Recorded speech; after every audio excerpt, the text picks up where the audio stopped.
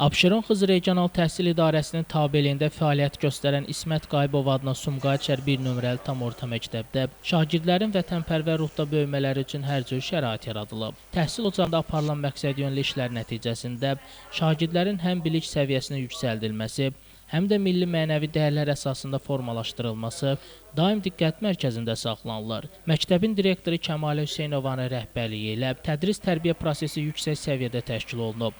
Onun vətənpərvər mövqeyi, şagirdlərə göstərdiyi xüsusi diqqət və qayğı məktəbdə sağlam pedaqoji mühitin formalaşmasına mühüm töhfə verir.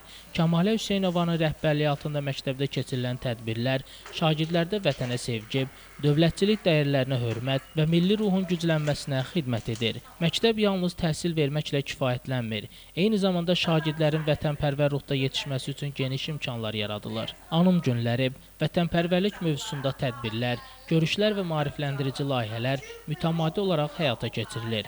Bu cür fəaliyyətlər şagirdlərin cəmiyyətə faydalı, milli şüura malik vətəndaş kimi formalaşmasında mühüm rol oynayır. Qeyd edək ki, İsmət Qayıbov adına Sumqayıt 1 nömrəli tam orta məktəbdə şagirdlər üçün ümumilikdə gözəl və təhlükəsiz təhsil mühiti yaradılıb.